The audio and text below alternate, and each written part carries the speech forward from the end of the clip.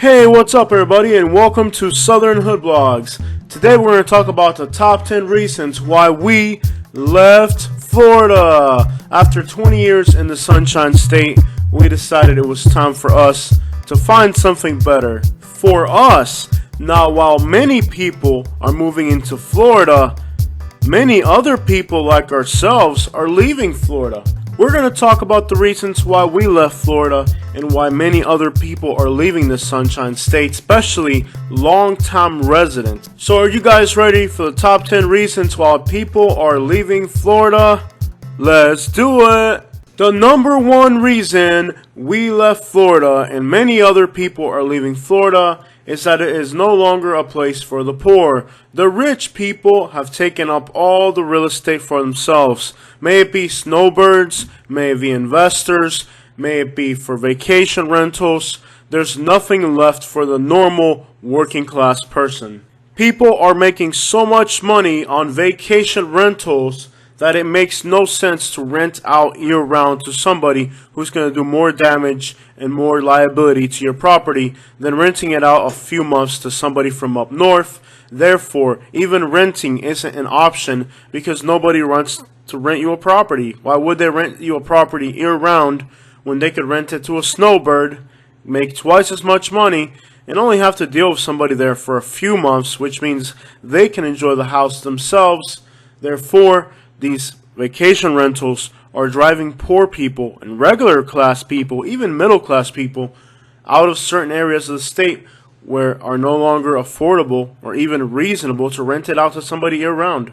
The poor people of Florida find themselves increasingly having to move further inland into areas that are undesirable swamps, while the rich people snatch up all the good properties to themselves. It's impossible for a working class, middle class person to compete with wealthy retirees for real estate. Snowbirds snatch up any livable property in the entire state at any price, leaving the working class people with absolutely no housing options. There are basically no affordable housing options, while in other states properties are built brand new for working class people to be able to afford. Nothing is being built in Florida for the working class people. Everything that is being built is exclusively for the wealthy. And not only is real estate aimed exclusively at wealthy people or snowbirds and retirees, but also restaurants and other types of businesses are aimed specifically at this demographic, leaving regular class people with very little options for regular entertainment or dining options. And because most restaurants are catering to snowbirds and vacation rental people, there's no reason for these restaurants to be good since their customers are going to show up no matter what, even if their food sucks, which means that not even the restaurants are good. Which means to find better food, if you want to have a nice night out, you find yourself increasingly having to spend more money to get regular quality food. Then you have people who think they're investors because they have a little bit of money and they're buying up real estate in Florida for who knows what reason. We're going to call these down payment millionaires. It's somebody who, with a little bit of down payment, thinks they're millionaires and they're investing money for who knows what reason again. Reason number 2 is the humidity. Now, I remember a while back laughing at The World According to Briggs and Nick Johnson and guys like that say Florida's too humid. I really overlooked it because I've been there for 20 years and you kind of get used to your brain being fried all the time. But recently I've come to the reality that it's freaking unbearable, man. Now that I've been here in Alabama for almost a month, I can tell you it might be hot here. You hear people in Alabama complaining about it's hot, but it's not humid. Florida is humid. It's absolutely horrible. I can work up a sweat at 3 in the morning. One day I forgot to take my garbage out. I walked outside at 3 in the morning to take my garbage can out because I forgot. And when I walked back into the house, guess what? I had to take a shower because just that walk to the driveway and back made me get all sweaty. It's unbearable, and I think it starts to affect your mental health after a while. It's just not good for your health. It's not good for your mental state. You feel like you're inside of a microwave all the time. There is a brief period of relief during the winter, and I say brief because for 80% of the year, You have unbearable humidity. It may be nice to get out of the snow and go to Florida. Now, I'm not talking down on Florida. It's a great place to vacation. And again, if you want to move to Florida, I'm not discouraging you from moving to Florida. If you want to experience that for yourself, and that's the next chapter in your life that you're ready for, I'm definitely not trying to talk down on Florida. I'm just letting you know these are the reasons why we left, and it's also the reason why my customers left. What encouraged me to leave Florida was how many of my customers I helped pack their stuff, and I'd ask them where they're going, and usually they said South Carolina, Georgia, or Alabama. They've had it with Florida. So you like going to the beach? Try going to the beach at 12, 1 o'clock in the afternoon on one of these unbearably hot, muggy days. If your mind can handle it, I usually feel like going fishing in Florida.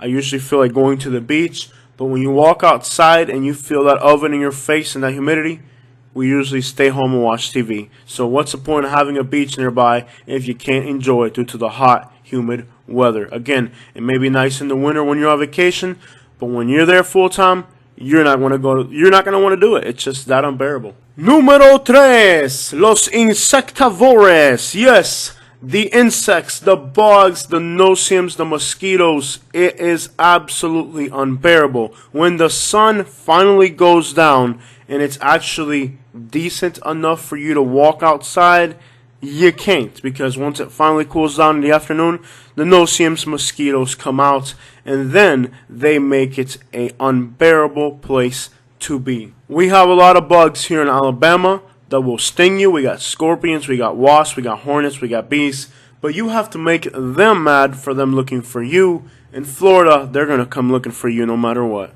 Oh, I'll just get a pool screen around my lanai. Well, there's $15,000 I don't have. Whether you're in the Ocala National Forest, Central Florida, South Florida, just about anywhere in Florida, you're going to have to deal with bugs. Even in North Florida, I encountered that the area of North Florida that I liked was actually worse than South Florida. They got these things called horseflies. They bite. It's not quite like a bee sting, but it's quite unbearable to get bitten by one of these horseflies. It's just that bad in Florida with the bugs. Again, I have bugs here in Alabama. A lot of them are enjoyable. We got locusts. We have walking sticks. If you've never seen a walking stick, they're the coolest thing ever.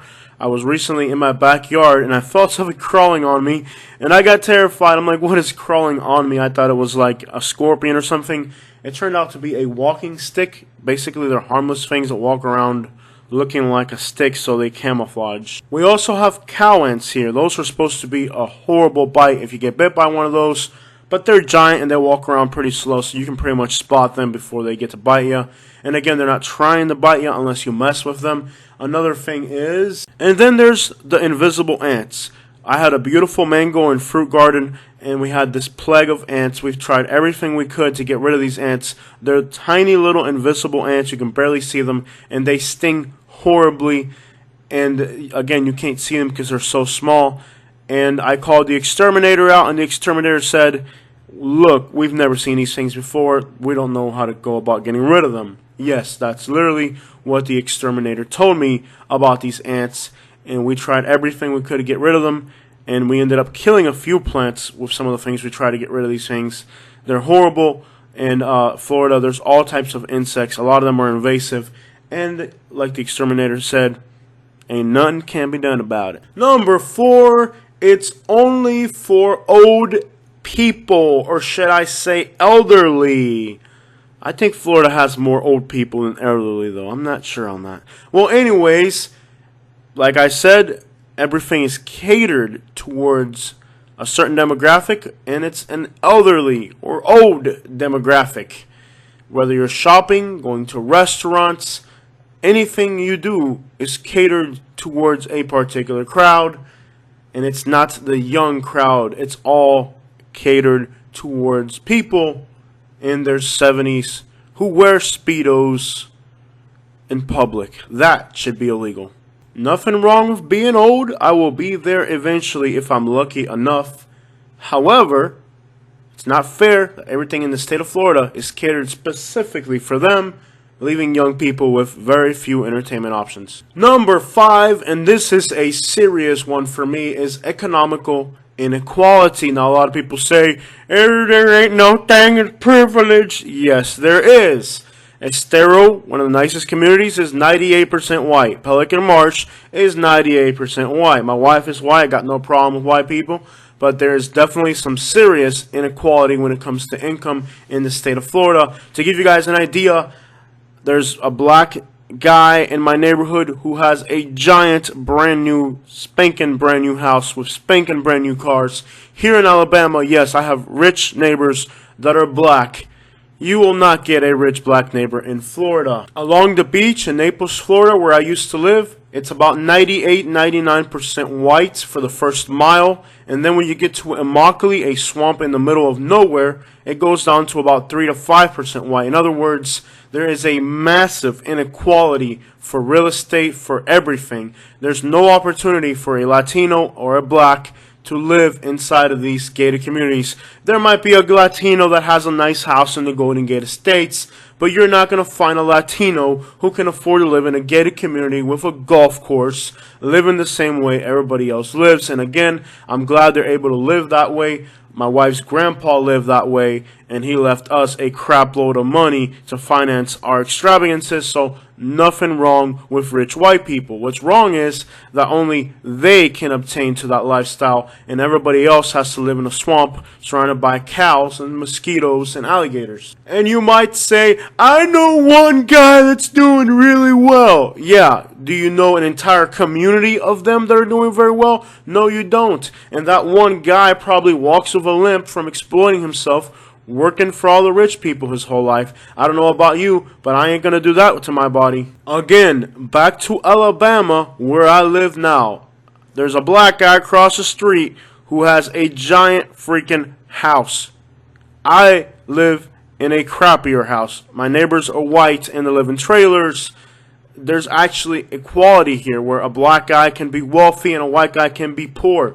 In Florida, it's the white people have the absolute best real estate, and then blacks and Latinos end up in some horrible crime-ridden areas with no public utilities in areas that it's just a total mess. And the inequality in Florida is so serious that it makes a place like Alabama seem fair. I love how there's always that one person that says, I know one Latino or there's one black guy in our neighborhood. Yeah, one. Just one. Probably a football player or a musician, but not just a regular white guy. The inequality in Florida is horrendous, and it's not something that Florida generated.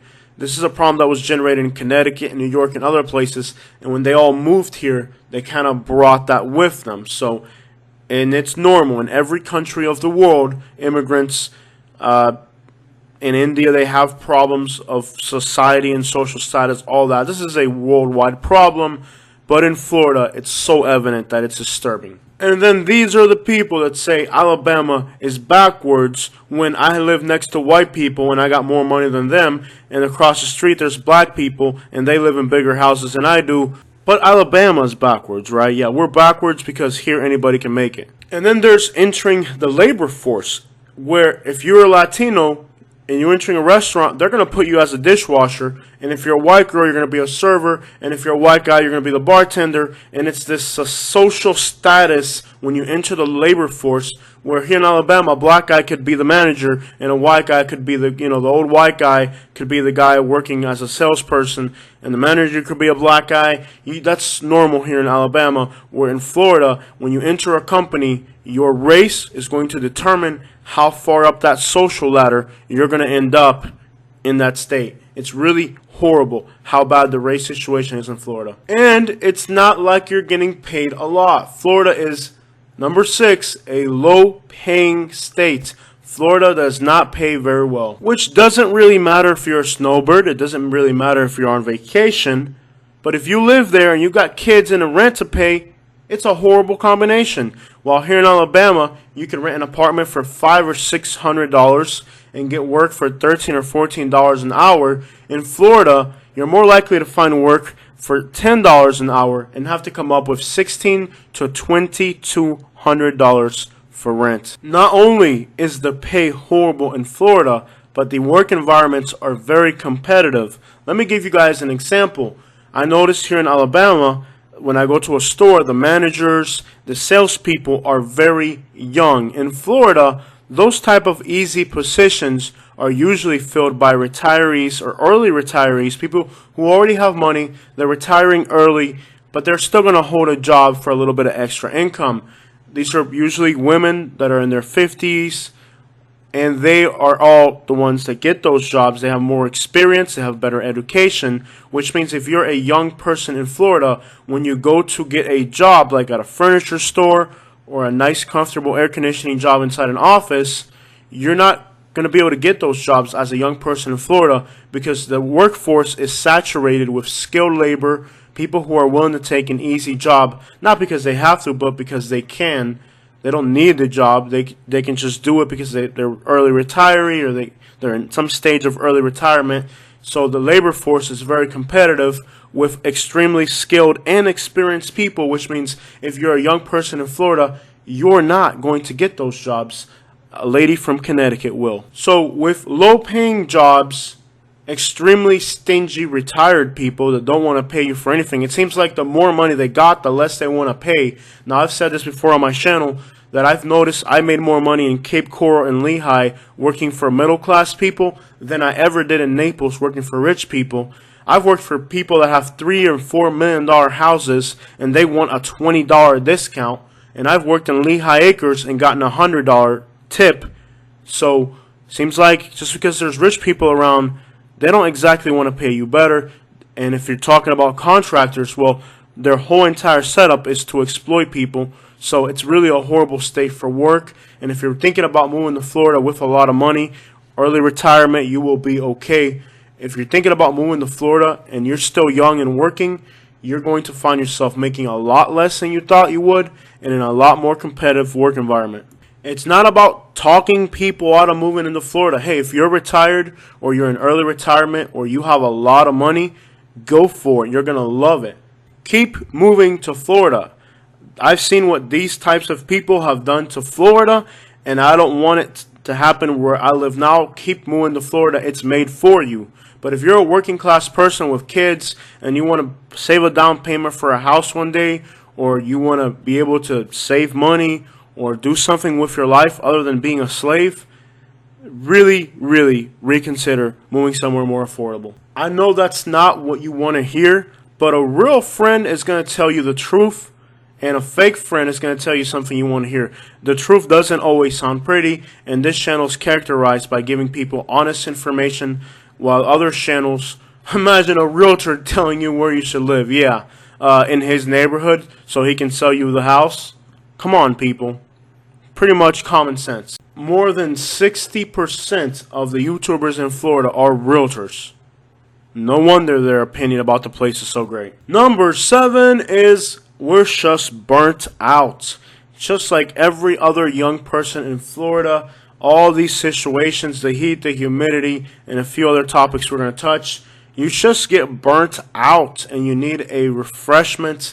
A lot of people are just burnt out of Florida. It's an interesting place to live for a few years, but after a while, it will burn you out and you will want to seek something different. It's normal for people to do that. It happens all over the world. Florida is a very stressful place. That's why you see people doing some outrageous things. People are stressed out, they're angry, they're burnt out, they're indebted, they're tired, they're angry at the world. If you ever watch these surveys for the angriest, most stressed out cities, a few Florida cities are always at the top of these lists. If you look at the rent to income ratios, Florida is always at the top of those lists in the wrong direction, not in the positive side, but in the negative side. People are burnt out, stressed out, angry, willing to flick you off and scream at you in traffic. You really do see a lot of burnt out people in Florida. As soon as I stepped into Alabama, you see people talking to each other, a customer talking to an employee about a conversation that's not exactly work related, even though I'm waiting in line, and you're not really talking about the bed or the mattress or the cell phone you're buying anymore. You're talking about your wife and her ex-husband while I'm waiting in line. Burnt out from Florida. So yes, then notice that here in Alabama, people seem to just be more chill, more laid back. You'll find strangers having conversations with each other. While in Florida, nobody's got time for anything. They'll flick you off with one hand while driving with the other, while talking on the phone to their boss about why they're late to work. It is a chaotic and hectic lifestyle that will stress you out. Number 8 is the traffic. Quítate de medio, acere! You're in my way too. Let's flick each other off. Man, you making me late to my chiropractic appointment. I finna get that 401 money real quick, but you get my way, man. Get out of my way, I gotta poop. Get out of my way, I got a plane to catch to New York. Guys, not only is the traffic horrible on the roads, let's say you want to go into a restaurant. In Naples, Florida, when we went to a restaurant, you could wait up to an hour and 45 minutes. Yeah, I know that sounds outrageous. That's how long you can wait. Typically at least an hour in the wintertime when all the snowbirds come down. And if you want to have breakfast, up to 30 minutes waiting outside in the hot, humid Florida weather while hundreds of people from other states who crowd restaurants. So it's not just restaurants, it's roads. If you're going to pay your property taxes or to the DMV, oh my, you have no idea. It's like that Cheech and Chong movie where the people that were in the waiting room were like there so long they got to know each other. It's kind of like that. Like, it's really horrible how long you have to wait in lines and traffic. And in the winter, it's absolutely horrible. Let's say you want to go to the beach. I follow a YouTuber out of Florida. He does a really great job. And he wanted to go to the beach, and he had to like drive around the beaches trying to see if there was a beach where there was available parking spots. And that's basically the story of Florida. Whether you're going to the beach or trying to get to a restaurant, there's so many people that you just have to wait forever. And it's horrible. It really sucks. And it's one of the reasons I really enjoy where I'm at now in the South, where we take it easy and just ride that truck on down the road. But ain't nobody in your way. Ain't nobody down in my way. I'm just gonna drive this truck all the way. Just ride the truck on down the road and ride that truck on down the road and ride and ride and ride the road. Chevy Silverado. Number 9 is tourists. Now, the thing that angers me the most about tourists is that they have no respect for the environment, for the people, for anything. They think that they can just overrun people. They can do whatever they want. Traffic laws don't apply to them. Regular laws don't apply to them. They think they can do whatever they want. And hey, this is my home. This is my state. This is my town. This is where I live. You're gonna respect people. You're not just gonna litter. You're not gonna drive around and do whatever the crap you want, disrespecting people and flicking people off and acting a fool. No, man, this is my home state. This is my home, and you're gonna respect it. And tourists really degrade society. Usually they're drunk or high out of their minds, and sometimes they come here broke and they end up becoming full-time residents, becoming homeless in the process. You know, they come here with not enough money, and then they end up spending it all on drugs and alcohol, and they become like full-time residents. These people have no respect for anything, and it's really annoying to have a bunch of people in your town who have no respect for anything. And then when it warms up and they finally decide to leave and go back to wherever the crap they came from, they decide, hey, we might as well do a robbery since we're not from around here and we probably won't get caught. So right before all the snowbirds go back home, they just hit a few licks since they're not from around here. And well, frankly, who cares, right? Nobody cares about this place. Yeah, these people from other places that come here just to vacation, they really are a detriment to society. When they go shopping, they throw all the stuff on the floor and don't pick it up. I mean, I could go forever on how annoying the tourists from other places are and how little respect they have for the places where they vacation. Alright, number 10 is the last reason why we decided to leave Florida, is land use. Between development and mismanagement of natural resources, land use in Florida has just been a horrible thing that affects the life of the people who live in this state. One of the main problems is the natural areas. There's a lot of natural preserved land in Florida, and these areas are being mismanaged. They're, here in Alabama, if an area is a natural state park or something, they just let it be. In Florida, you have all these scientists and the government people that go in there, and they make fire lines, and they make ditches, and they make canals, and they spend millions and millions of dollars disfiguring what is supposed to be state parks or preserved lands, but they're not really. They manage, or better yet, they mismanage these areas. Like, for example, the Corkscrew Swamp is a beautiful area in southwest Florida. They build canals. They build these ditches they call fire lines, which are in case there's ever a fire. It's supposed to keep the fire from spreading. So they build these wide roads of dirt through the middle of the woods in case there's ever a fire. Just complete mismanagement of the natural protected lands to where they've basically destroyed the natural habitats. The same thing can be said about the PKU and Strand State Forest. They build these giant walls, and there's always some type of explanation why they have to do it, but they spend millions and millions of dollars destroying areas that should not be touched at all. If it's a natural habitat, don't touch it. Let it be whatever it's going to be. But they have these scientists that come in and say we have to build a ditch, we have to build a wall, and we have to build a canal, and they're destroying these natural settings and distorting the natural areas, which if it's a natural area, just leave it alone. And that's what's happening in the protected areas that are being mismanaged. Then you have the regular areas. They're building communities, and they're all gated, so you can't walk. Like here in Alabama, there's a lot of new development here. But it's communities that you can drive into, and if you're a business owner, you can pass out flyers. If you're bored, you can drive around and see the houses. You can go in there. In Florida, everything they build is gated communities, and they're basically destroying the entire. It's like a scar on the land. I don't even know how to explain it. The grid patterns, like they'll go into an area and they'll make a giant grid pattern. Lehigh Acres. They're giant developed communities. They've built like 100 of these grid patterns. Lehigh, Deltona, Spring Hill, Naples, Golden Gate Estates, West Palm Beach has them. It's just everywhere in Florida. They build these giant grid patterns since it's all flat. And eventually they're all supposed to be filled in. But right now they're all at 10% capacity. So in the meantime, you've taken... To use 10% of land, you've destroyed 100% of the land, and it's just a horrible land use situation in Florida. Where here in Alabama, once they need the land, they use it. You see a lot of green areas, natural creeks. There's a lot of communities being built, but they build houses on top of the hills, and then they leave woods around the outside. It's much better land use. So it just seems like the land use situation in Florida makes absolutely no sense. And they're absolutely destroying the entire state between developments, between grid plans, and whatever natural areas are left. You'd think they just leave these areas alone, but they don't. They go in there and they spray with Roundup. They build canals, ditches. The whole entire state is just being destroyed. And it's going to become a giant India or a giant Mumbai or just a giant slum of urban development that has been mismanaged.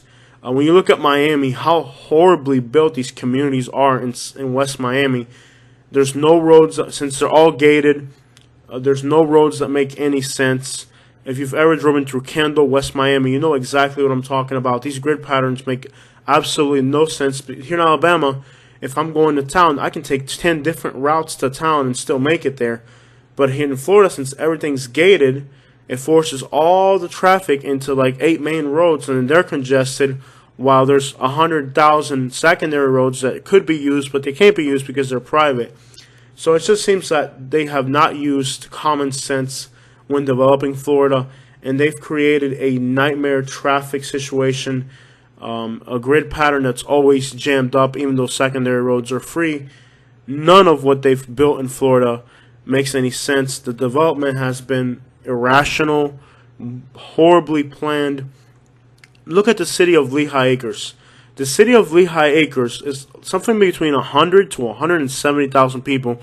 They don't really know how many people are living out there, but at least 110,000 people live in Lehigh Acres. The vast majority of them don't have water exits. They're all on septic tanks. And none of the not none, but the vast majority of Lehigh Acres is on well water. So here you have a flat area, completely flat terrain. Everybody's on septic, so they have to build mounds for the septic tanks. And then everybody's on well water. I live on a mountain in the woods, and I have city water. Lehigh Acres is 110,000 people. I live in a town of like 10,000 people now, next to a town of like 50,000 people. I'm up on a mountain outside of town, and I have city water. Lehigh Acres, the vast majority of people are in well water and septic tanks, even though it's a grid pattern. So they built a grid pattern, built houses, never put in a septic drainage, never put in a city water system, yet these are the places people are moving to. If you've ever had a water system fail, it's like $5,000 to repair these systems. That's every single house, and they get stolen quite often. It makes no sense what they've done in building Florida. I mean, it's a complete... It's incredibly mismanaged both on a development level and also on a state level, and that has really led to an inconvenient layout. And also, if there's a hurricane, we were in South Florida, and there's no escape. Now, we just saw that hurricane that hit Louisiana. They can flee towards Alabama, Texas, Arkansas. They can flee in any direction. If you're in South Florida, there's only one way to go. And I don't really have a problem with hurricanes. I didn't want to include hurricanes as a reason. Not that hurricanes are that horrible. I mean, Louisiana just got hit with hurricanes. A hurricane in South Florida, you're completely incommunicated. Now you got 20 million people driving north, and there's like 2 roads that go north throughout the whole entire state, and they're gridlocked, so you can't escape. It's a death trap. It's horrendous how horribly it just doesn't make sense from a geographical land use type of situation. I hope you guys like this video. Make sure you hit the like and subscribe button.